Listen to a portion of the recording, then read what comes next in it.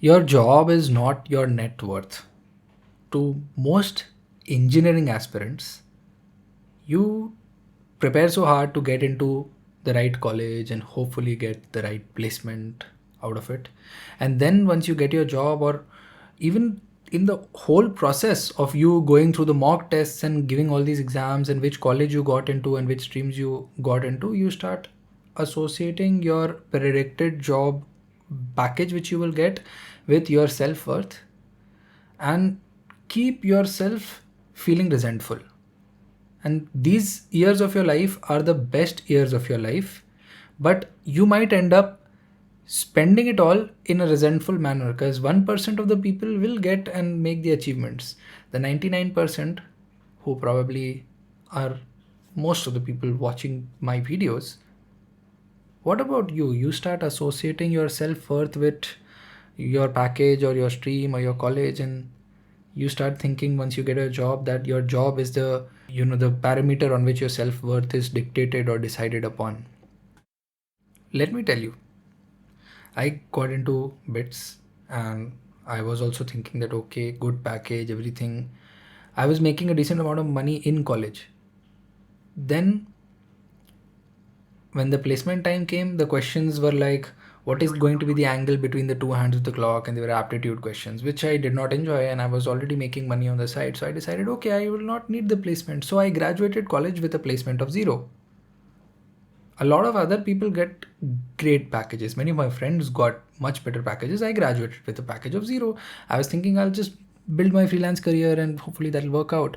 And now graduating with a package of 0 out of bits, for 6 months, I did not take employment. So I was working on my own things, and although earlier I was doing good, making money, this time I couldn't do it.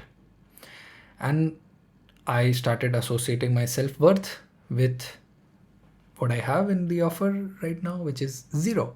For 6 months, that was what I earned. And I thought, oh my God, I'm in such a difficult situation. And because of that, my confidence also became low. I also was not seeking out opportunities as confidently. And then it took a lot of time to recover from that. And I don't want you to be in that situation, to be stressed, lose your confidence.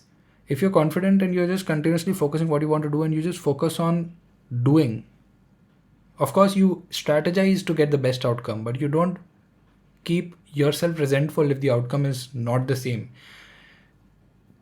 The reason is, most of the times in life, most of us will fail.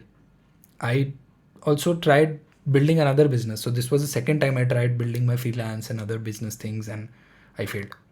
The first time I did it while I was in college, I was able to make a decent amount of income. But when I tried it again, I failed. And after that, I kept trying different things. For a while, I became a freelance musician. I used to do shows as a musician. And then I thought I could scale that career up, and I was not able to. And I continuously kept trying different things, building a new idea. I kept failing until one of the things started giving the right numbers, which was expected. And after you try so many things, you realize that there was some random thing somewhere which you did, which helped you scale up or build your career. And you realize that okay, your job was actually not the measure of your worth. Because if somebody is working 15-16 hours a day making a decent package, whereas you are working maybe 5 hours a day, 4 hours a day, getting a decent pay, your official hours are 8, but it's not a very heavy job, right? So you have to force yourself or put that effort, maybe 4 hours. You might be in a better situation. What if that person makes an investment and that investment fails, and you make an investment and that grows? Now you have worked in a convenient environment and have a better net worth. Tomorrow it can crash again. I built a business, it did well.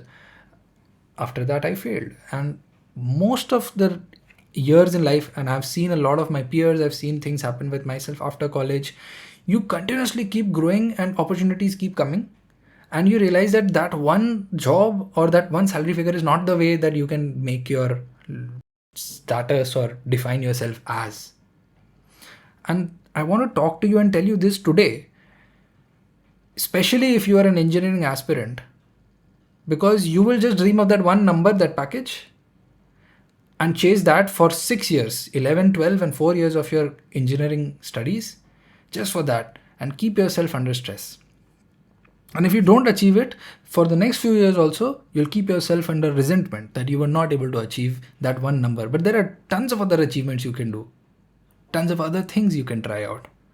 And in between all of these years, which is the best few years of your life, probably the best decade of your life, 18 to 28, you will spend it resenting. That's what you don't want to end up doing. Think of this. Did your family members or relatives or friends not like you when you did not have that job? Or right now, if you don't have a job, do they not care about you? They do, right? Will something randomly change after a job?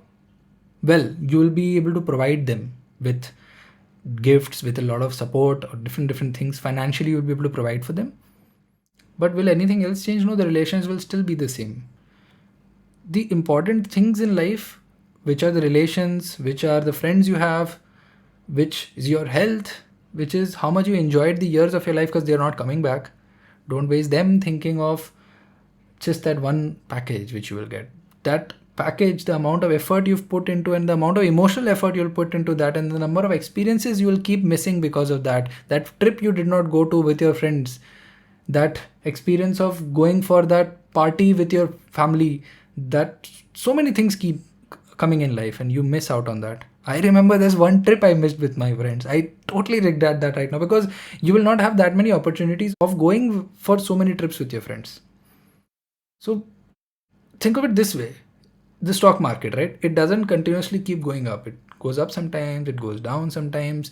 Think of your life also that, okay, this is you, this is your situation, and you are still under a safe environment. Things are good. As long as you're not under some very big financial stress. As long as things are manageable, enjoy the time you're having in your life, because life also effectively your net worth, if you're talking about, sometimes it'll go up, sometimes it'll go down. It's like the stock market.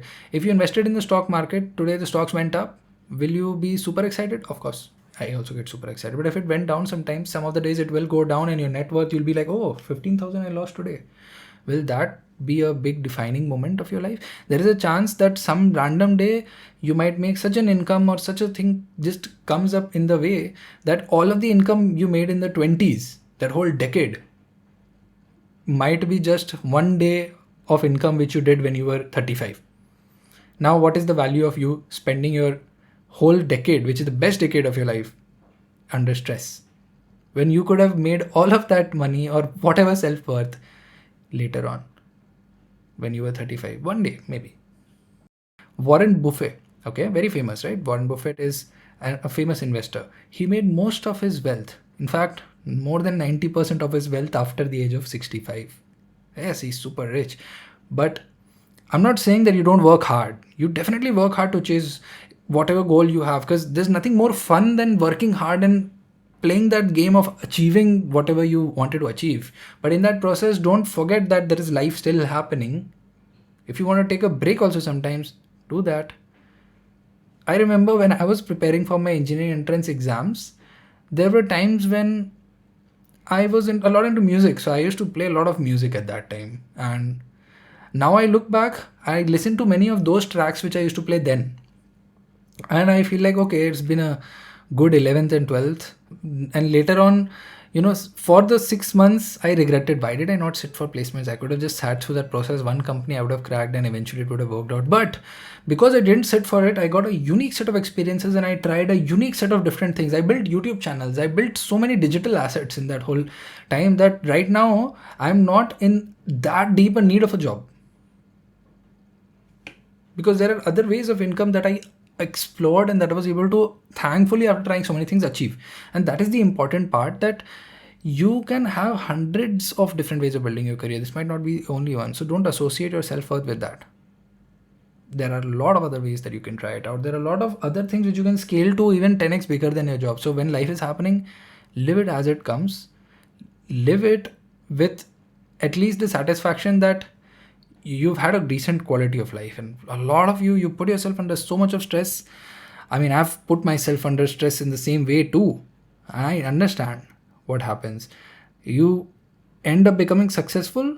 You made so many sacrifices that you feel like, okay, well, I have succeeded, but that was a very difficult quality of life. I used to study for 10 plus hours in a day at certain phases during the engineering preps. And I was not one of the best students, so I had to put a lot of extra effort too. My marks were also, up and down a lot of times. Eventually things work out. You just need 50 no's and then one yes at some random time. And that one yes can just pretty much get you set for whatever you're looking for doing in life. You just keep trying and failing.